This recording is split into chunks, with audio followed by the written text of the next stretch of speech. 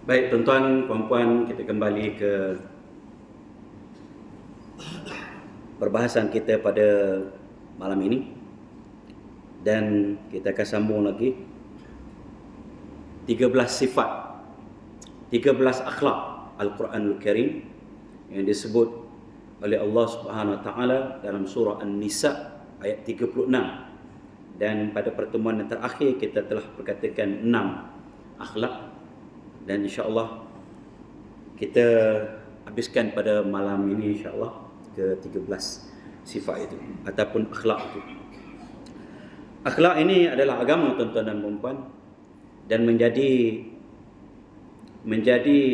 misi utama Rasulullah sallallahu alaihi wasallam diutuskan, innama bu'istu liutammima makarimal akhlak.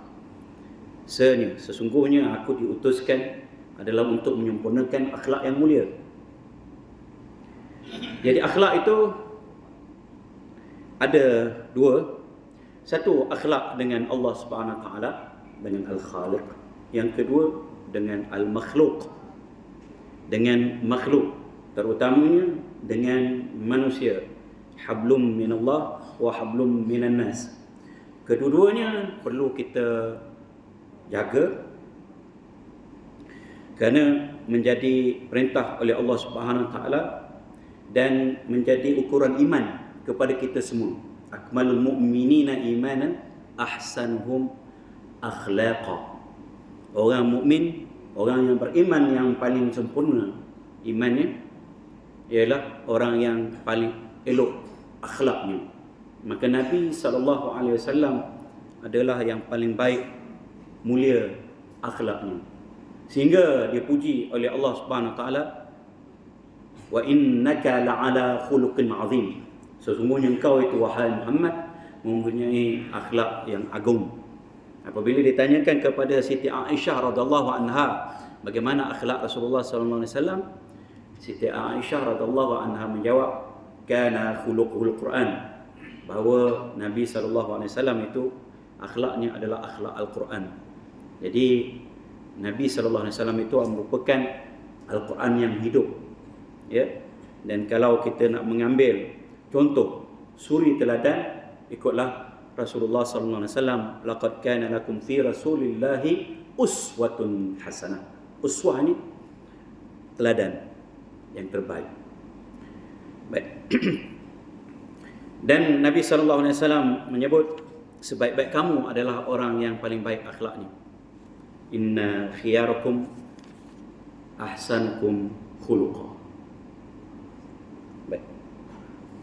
Bila ditanya juga kepada Nabi SAW, apakah perkara yang paling banyak sekali memasukkan seseorang itu ke dalam syurga, Nabi SAW menjawab, taqwallah wa husnul khuluq.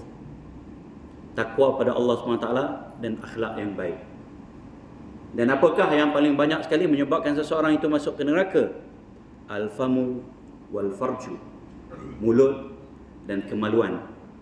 Ya, man yadman li ma baina lahyaihi wa ma baina rijlaihi adman lahul jannah.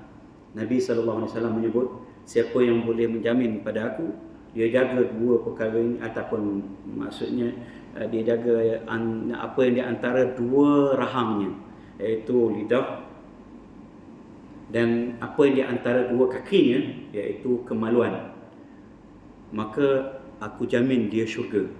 Kerana daripada mulut ini yang paling banyak sekali akhlak itu terpamir. Kalau baik, baiklah mulutnya. Baik hati, baik mulutnya. Jadi tidak betul sama sekali dakwaan hati baik, mulut jahat. Kerana perlembangan daripada hati itu diterjemahkan oleh tubuh badan, anggota, terutamanya mulut. Kerana mulut ini tidak bertulang. Maksud saya, lidah, lisan boleh bergerak. Kadang-kadang digerakkan lebih laju daripada otak. Ya? Maksudnya, cakap dulu, fikir kemudian. Akibatnya masuk penjara, tuan-tuan. Masuk penjara. Ada kes baru-baru ini, tular. Itulah dia ni. Kalau anggota-anggota lain yang bertulang itu susah sikit. Pasal perlu tenaga. Kaki kita nak melangkah ke tempat maksiat, ambil masa, memerlukan tenaga. Jadi sempat kita berfikir. Tangan kita juga sempat kita fikir tindakannya. Tapi lidah ni tuan-tuan, itu dia. Ya. Sebab itu orang mukmin lidahnya di belakang akal. Orang munafik, akhlak yang tidak baik, fasik, lidahnya di depan akal. Bercakap dahulu, baru menyesal kemudian. Ya, kerana mulut badan binasa. Kerana mulut santan binasa, terbalik sikit. Pembayang dia. Ya, kerana mulut santan binasa, kerana mulut badan binasa. Baik. Kita kembali ke tajuk kita, tuan-tuan. Kita dah baca ayat ini. A'udzubillahi minasyaitonirrajim. Wa'budullaha. Itu yang pertama, sembahlah Allah Subhanahu wa taala, wala tusyriku bihi syai'a. Itu yang kedua, jangan kamu syirikkan dengan Allah Subhanahu wa taala dengan apa satu apapun. Jangan kamu syirikkan terhadap Allah Subhanahu wa taala. Syirikkan Allah Subhanahu wa taala dengan apa sesuatu pun. Wabil walidaini ihsana, dan kepada kedua ibu bapa hendaklah diperlakukan dengan baik. Wabizil qurba, juga perlakukan dengan baik akan kaum kerabat. Wal yatama, dan anak-anak yatim hendak dah dibuat baik kepada mereka. Wal masakin, juga berbuat baik kepada orang-orang miskin. Di situ kita berhenti, tuan-tuan dan puan-puan. 6 perintah Allah Subhanahu wa taala supaya kita perlakukan dengan baik, melakukan dengan baik pengabdian diri kita pada Allah Subhanahu wa taala, ya. Dan jangan sekali-kali syirik. Ini akhlak kita yang terbesar dengan Allah Subhanahu wa taala. Wabil walidain, kepada dua ibu bapa, kaum keluarga, anak-anak yatim dan orang miskin. Itu akhlak kita dengan manusia. Wal jari dzil qurba, pada malam ini bermula di sini, iaitu dan jiran yang dekat. Wal jaril junubi, yang ke-8, dan jiran yang jauh. Ya.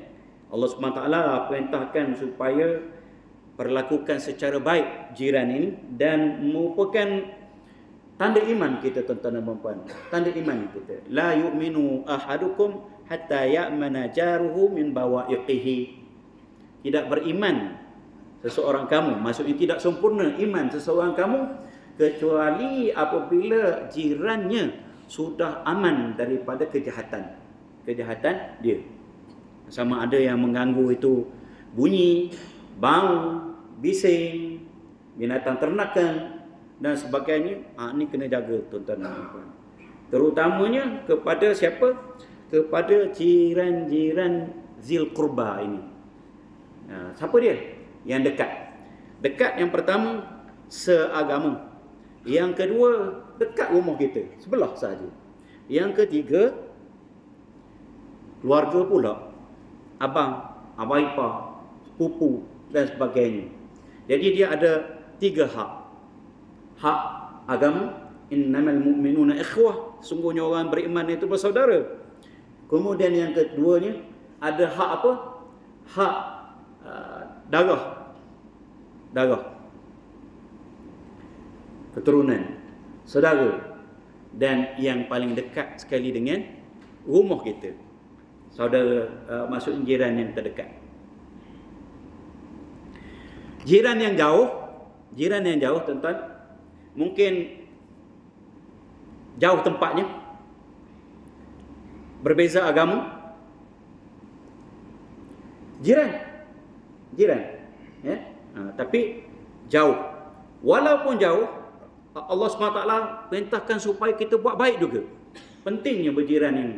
Sebab itu Nabi SAW menyebut, mazala Jibrilu yuwasini bil jiran hatta zanantu annahu sayuwarrithu.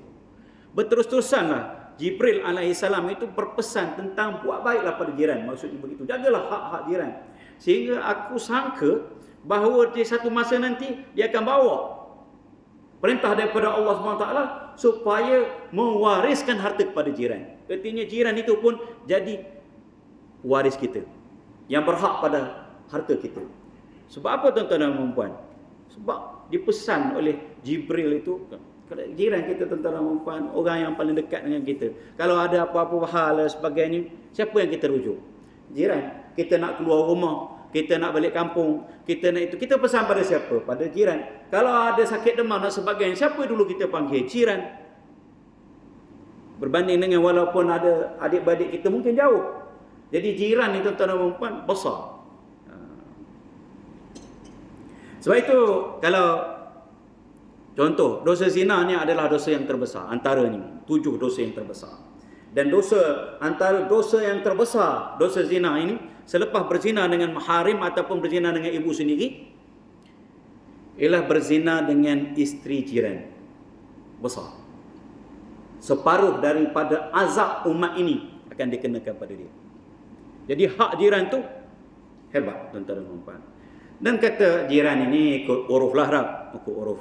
Tapi kalau Imam Hasan Al-Basri mengatakan bahawa 40 di kiri kanan, depan belakang. 40 ke depan, 40 ke belakang, 40 ke kanan, 40 ke kiri. Jiran berlaku. Ya, kalau kita tengok dulu di Karachi dulu memang rumah dia rapat-rapat.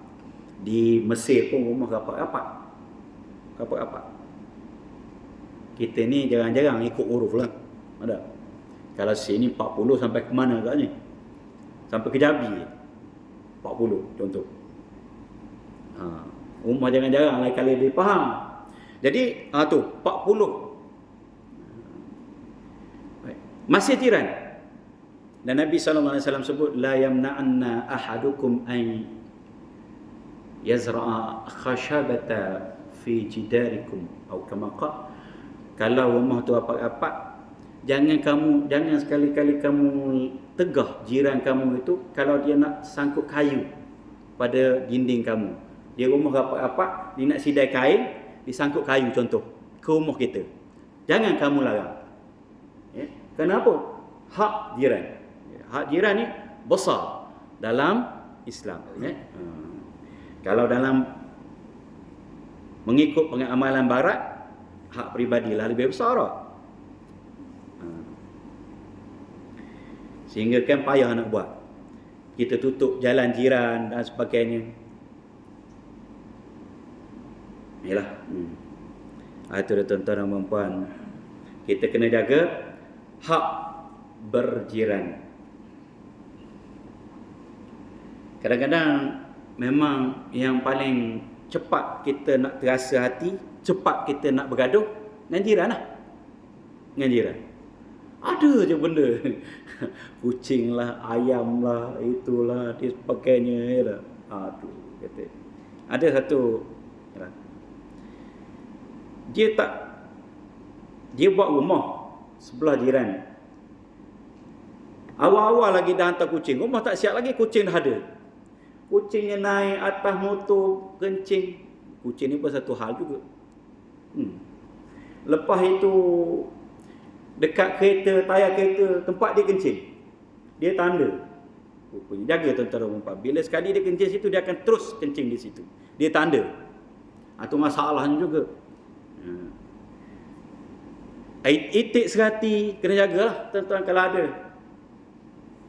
Lembu. Ingat kan. Molek-molek je ikat depan rumah. Lembu ikat betul-betul depan rumah, depan pintu rumah, depan pintu pagar. Baik. Kena jaga, siapa-siapa yang ada tu kena jaga. Takut-takut ada doa-doa yang kita tak perasan, kita tak khabar. Itu adalah satu kesalahan, satu dosa. Bila jiran kita tersakiti. Kucing ni pun satu hal juga. Alang-alang nak nyebut kucing ni, di sekolah saya tu memang jadi tempat buang kucing agaknya. Banyak sangat kucing. Tak tahu berapa ekor setahun. Macam-macam jenis kucing ada. Bapak kucing, anak kucing, ibu kucing, hak nak beranak, hak mengandung. Anak-anak kucing. Saya jenis kesian. Tapi saya tak boleh nak bawa rumah. Jadi tanggungjawab kita pula. Saya dulu kecil-kecil jenuh dah tuan-tuan dan puan bela kucing. Berpuluh ekor, beratus ekor tuan-tuan dan puan. Cuma kucing ni dia ada hawa. Dia kena hawa tu mati belaka. Dulu saya tukang bagi makan kucing. Sebelum saya makan, keluarga saya makan, saya akan ramah kepala ikan tu dengan nasi, tak dalam mulang. Oh, berpuluh ekor tuan-tuan. Ada di rumah saya dulu. Dan kalau ada tuan-tuan dan puan ada kucing, peliharalah kucing itu, mudah-mudahan Allah murahkan rezeki tuan-tuan. Kerana pengalaman saya begitulah, Allah murahkan rezeki ayah bonda saya, walaupun orang kampung biasa, ya, begitu. Murah rezeki. Murah ikut rezeki ikut mana? Ikut kita sedekah. Sedekah yang kita tak rasa itu adalah sedekah, dan sedekah yang orang yang menerima sedekah atau pihak yang menerima sedekah itu langsung tidak ada terasa dengan kita. Kadang-kadang kita bagi sedekah pada orang ni, orang tu rasa macam-macam. Ada, kita pun rasa macam-macam.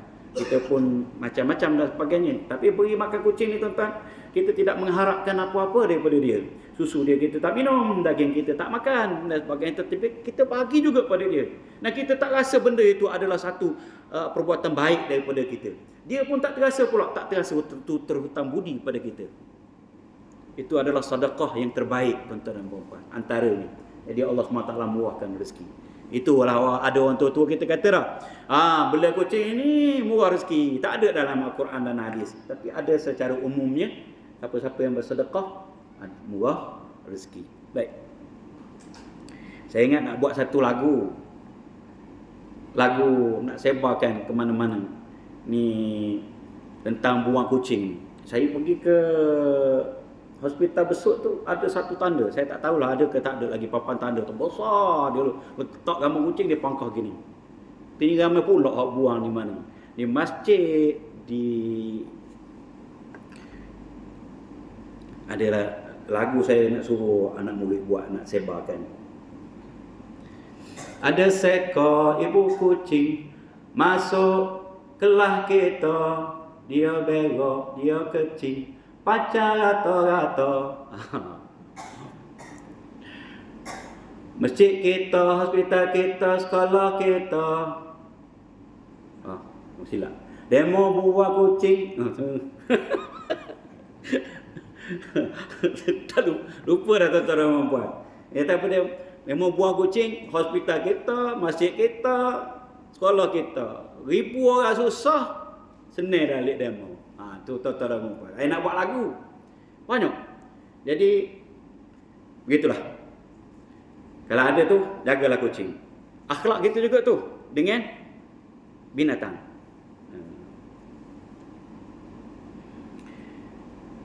Wasahibi bil jambi. Sahib bil jambi ini jiran sementara kita. Jiran dekat dengan kita sekarang buat sementara. Sahib ni teman.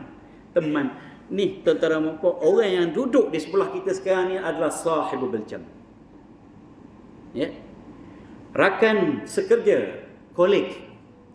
Rakan sekerja, sahibul bil jambi. Rakan sepembelajaran, sepondok, sekolah, satu sekolah, itu sahibul bil jambi.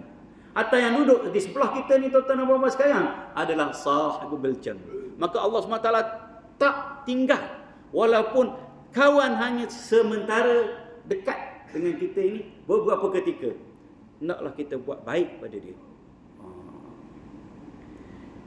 Contoh, mari masjid disunatkan hari Jumaat tak utama dia. Disunatkan mandi dan dilarang yang makan bawang dan yang makan bawang putih, thum dan bawang besar ni basal. Bawang putih ataupun bawang besar ataupun daun bawang ataupun yang berbau bau-bau. Dilarang oleh Nabi SAW. Kalau sekiranya orang tu makan, Nabi kata jangan datang ke masjid kami ataupun jangan datang ke tempat sembahyang kami, tempat sembahyang kita.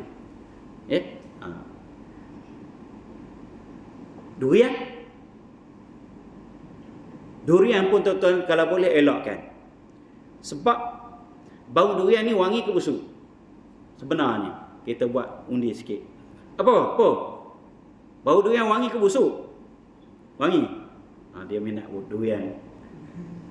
Yang daripada buah memang wangi, saya suka sebenarnya. Anak-anak saya ada yang tak suka. Ramai generasi sekarang tak suka. Dia kata busuk, terlalu kuat. Atas orang lah. Tapi kalau bau di masjid, biasa tuan-tuan dan puan adalah bau, bukan bau yang natural. Bau daripada sendawa. Sendawa ni tuan-tuan dan puan minta maaf cakap, saya memang duga. Tak tahu kalau boleh muntah. Saya bimbang gitu je. Sendawa tak payah gitu 6 harakat. Gitu je, sikit je. Sikit je. 3 soft bau belakang. Lagi-lagi kalau aircon. Saya rasa yang ini tak ada siapa suka. Kan ada yang suka bau durian yang begitu. Tu. Tu tuan-tuan dan puan elakkan kembali kalau boleh, ya. Kerana ini mengganggu. Jumaat lepas saya bersemayam di sebuah masjid. Ya Allah, saya silap duduk. Saya tersilap duduk. Bau peluh terlalu kuat. Supaya saya nak bangun kan malu. Dah duduk. Tak ada sebab pula nak bangun. Jadi saya terpaksa paling belah sana. Dia di sini. Saya esok sikit sini, paling belah sana. Gitu ya sepanjang khutbah. Tu tuan-tuan dan puan jaga. Walaupun sahibul jam. Kemudian ada saya tengok minggu lepas, dia orang Britain tapi Islam, isteri dia orang putih. Dia berpindah ke Malaysia. Dia kata, aku jumpa kebahagiaan, ketenangan di sini. Dia kata Malaysia terbaik. Antara yang dia suka, dia pergi ke masjid, orang senyum dan bersalaman dengan dia. Dia duduk nak sembahyang pun ada orang salam dia. Kiri kanan. Dia suka. Ya, suka. Antara yang dia sebut. Antara dia sebut tu bersalaman dan senyum. Jadi kalau Abdullah Ibn Mubarak mentakrifkan akhlak ni, dia kata apa? Talaqatul wajhi. Yang mula sekali. Manis muka. 2. Wa badhul ma'ruf, dan buat baik. 3. Wa qafful adha, dan jangan buat jahat. Jangan menyakiti. Itulah adalah akhlak yang ditakrifkan oleh Ibnu Mubarak. 3 ni. Manis muka, buat baik, jangan buat jahat. Itulah akhlak yang mulia panggil, ya. Jadi begitu. Tabassumuka fi wajhi akhika laka sadaqah. Mudah saja dalam Islam. Senyum simpulmu di hadapan saudaramu itu adalah sedekah. Sedekah. Baik. Cuma orang sekarang ni Tok Sis salah. Dia kata macam main pula waktu khutbah, waktu dia pakainya. Dah jarang ada orang salam. Dulu Malaysia kita duduk je ada orang salam kita. Lepas mayang bersalaman. Utamanya isyak dan subuh. Isyak dengan selawat lagi lah, baris ramai-ramai. Memang tidak dibuat oleh Nabi SAW, akan tetapi itu adalah dah lepas mayang pun, ikutlah, nak salam tak nak salam pun tak ada masalah. Cuma bersalam itu lebih baik kerana ukhuwah. Kita jadi ada aura ni, ada terasa persaudaraan. Ya. Sekarang ni orang tak nak salam. Bila tak nak salam kan, apa yang bersengit-sengit muka tu, berjawa. Sini panggil berjawa lah. Tak nak bertegur, tak bermanis muka. Bahkan ada yang bermusuhan. Sekarang ni orang tak bagi bersalam. Saya pun heran. Sebab lepas mayang tu, bukannya dalam sembahyang. Kalau dalam sembahyang tak boleh lah.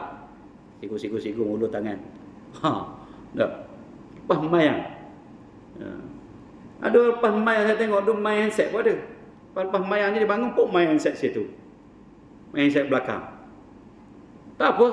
Tidak berdosa maksud saya. Tidak berdosa. Maksudnya.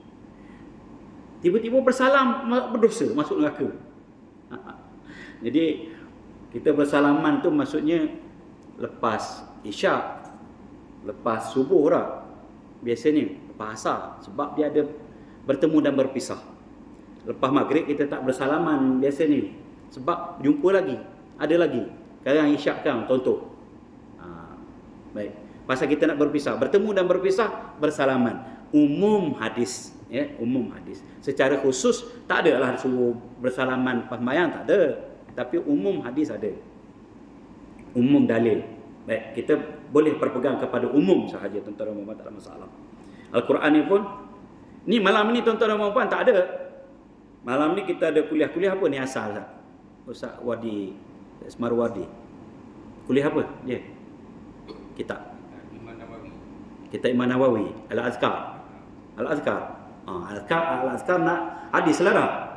Tak ada. Malam ni kuliah hadis tak ada. Hadis itu pun tak ada zaman Nabi sallallahu alaihi wasallam. Istilah-istilah hadis itu sahih, dhaif pun tak ada zaman Nabi sallallahu alaihi wasallam. Ni mushaf Al-Quran ni pun tak ada di zaman Nabi sallallahu alaihi wasallam. Ya. Baik.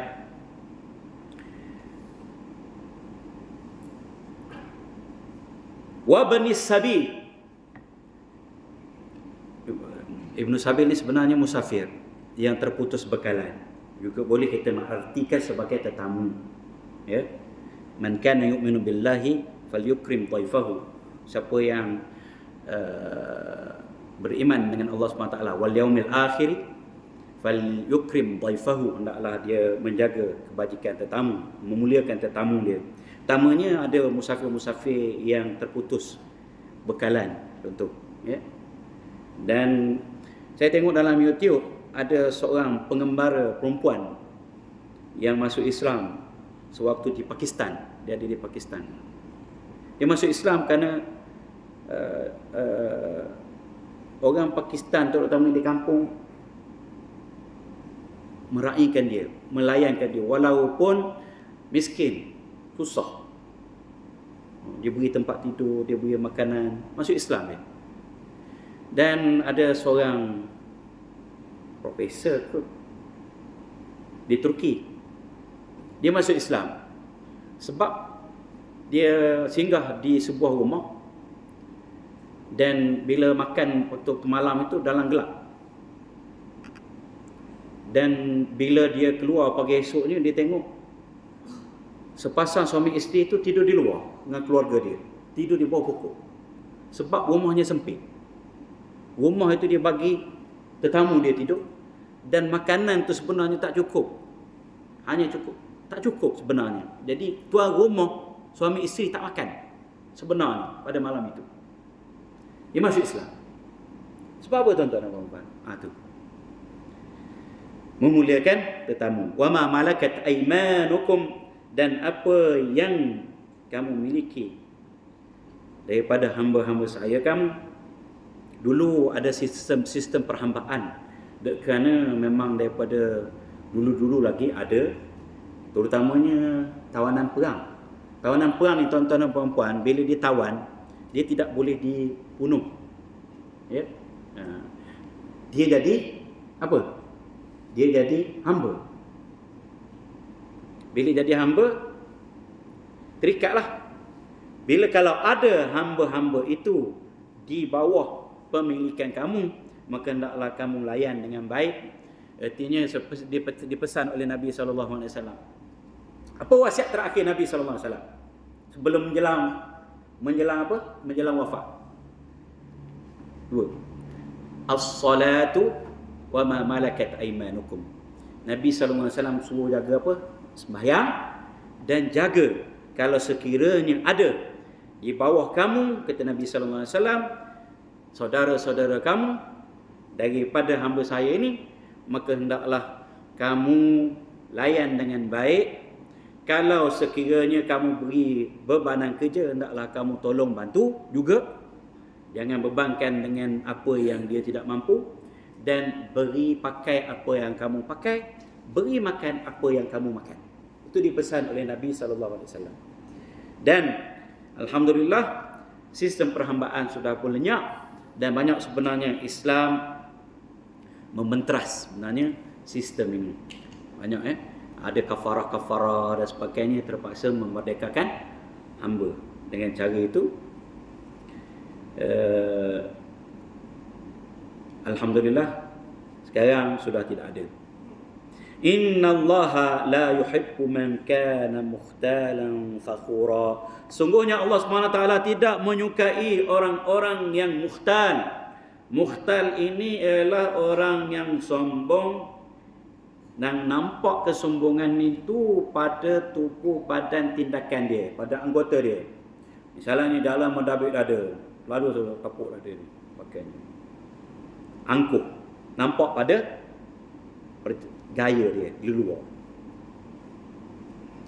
Wala tamshi fil ardi marha.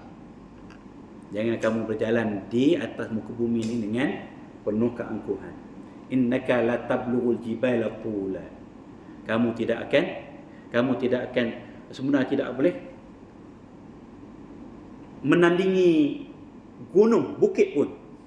Kita ni rendah saja sebenarnya. Kita ni daripada tanah saja sebenarnya. Ya. Tapi kenapa kita bersifat langit? Kita ni dijadikan daripada tanah yang di bumi. Kenapa kita bersifat langit? Ya. Dan fakhur ini sombong juga, angkuh juga, tapi pada percakapan dia. Kalau bercakap tu saya sombong. Aku. Lain tak ada. A'udzubillahi min kalimati ana.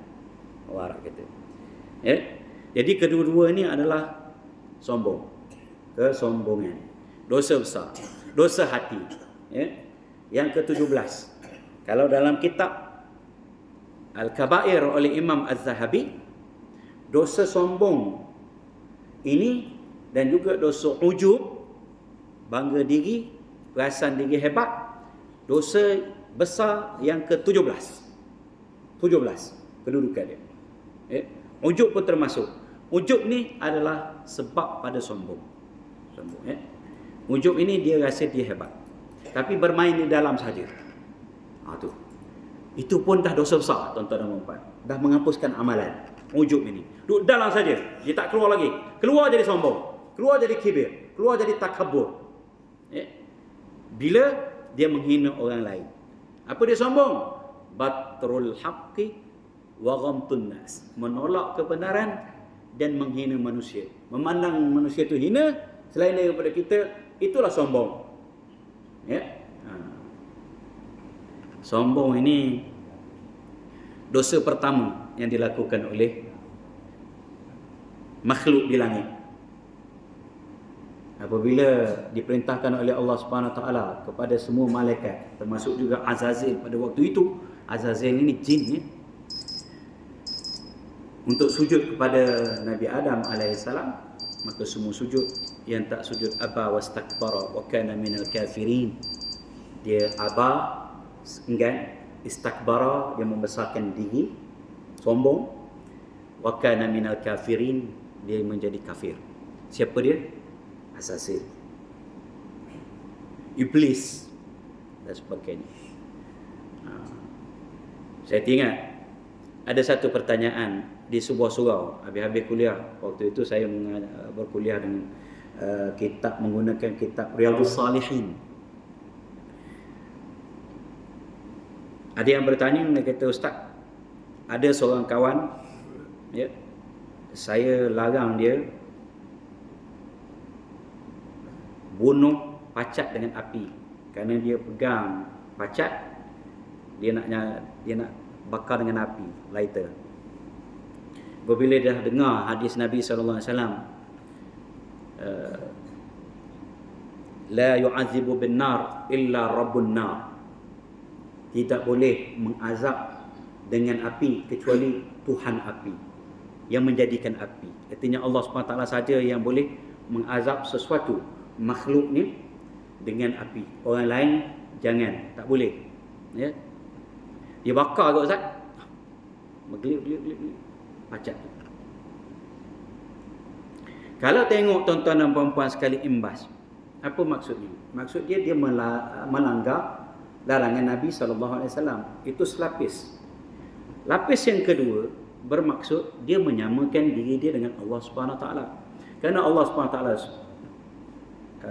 pesan pada Nabi SAW dan Nabi sampaikan kepada kita, jangan azab makhluk dengan api kecuali Tuhan api. Hanya Tuhan api saja yang menjadikan api saja, maksudnya yang boleh mengazab satu-satu makhluk itu dengan api. Jadi dia bakar juga. Apa maksud dia? Dia sudah menyamakan dengan Tuhan. Artinya Aku pun boleh. Jangan azab makhluk dengan api kecuali Tuhan api yang boleh. Aku pun boleh. Dia menyamakan dia dengan Tuhan. Bahaya tuan-tuan. Daripada mana bahaya ni? Daripada kibir ni lah. Kibir ni. Sebab itu Allah SWT sebut dalam hadis kursi, al-kibriya'u ridai. Kibir itu adalah selendangku. Wal azamatu isari. Dan keagungan itu, kemuliaan itu adalah kainku. Man naza'ahuma minni alqaituhu finnar fala ubali. Siapa-siapa yang merebut selendangku dan kainku, maksudnya apa? Sifat takabur, membesar diri dan kemuliaan itu, aku campakkan dia ke dalam api neraka. Aku tak kisah. Aku tak peduli. Jadi tuan-tuan dan puan, ini adalah pakaian Allah SWT. Dia maha besar. Dia maha agung. Dia berhak untuk membesarkan diri dia, memuji-muji dirinya. Dia berhak. Dia Tuhan. Kita ini hamba. Itu yang disebut oleh seorang, siapa namanya? Al-Ahnaf. Aku hairan dengan manusia yang sombong ini. Sedangkan dia keluar ke dunia ini melalui lubang kencing 2 kali. Maksudnya, tuan-tuan faham? Tak? Manusia ni sombongnya, Masya Allah. Sedangkan dia itu lahir ke dunia melalui lubang kencing 2 kali. Ya. Satu bagi pihak lelaki dan satu bagi pihak perempuan. Maksudnya ayah dan ibu. Awaluka nutfah madhirah. Di awalmu itu adalah mani yang hanyir, busuk, jatuh ke lantai, ayam tak patuk, itik tak sudut. Wa akhiruka jifah natinah, dan akhirmu itu adalah bangkai yang busuk. Bau mayat manusia ni paling busuk katanya. Wa anta tahmilu baina dhalika al-azirah. Wa anta tahmilu baina dhalika al-azirah, al-qazirah. Dan kamu antara mula dengan akhir itu, mula kehidupan kita dan sehingga kita mati, kita bawa ke mana-mana adalah najis tungtai. Maksudnya kalau dalam kata-kata hikmah tu tahi lah. Ya, kita pegang mata, tahi mata, hidung, tahi hidung, tahi gigi, tahi kuku, tahi apa? Tahi telinga. Kepala kita tu pun penuh dengan tahi dah, tuan-tuan dan puan. Jadi sebenarnya adalah tak wajar sangat kalau kita nak berbangga-bangga, nak nak membesarkan diri, nak menyombong, nak rasa lebih pada orang lain. Ya, sebab itu Allah sebut dalam ni, dalam Quran ini, innallaha la yuhibbu man kana mukhtalan fakhura. Semuanya Allah tidak menyukai orang-orang yang sombong, yang nampak kesombongannya pada tingkah laku dan nampak kesombongannya pada perkataan. Wallahu a'lam bishawab. Selesai. Alhamdulillah, ayat 36 surah An-Nisa. Wabillahi taufiq wal hidayah. Wassalamualaikum warahmatullahi wabarakatuh. Kita akhiri majlis kita dengan membaca surah Al-Asri dan tasbih kafar. Bismillahirrahmanirrahim.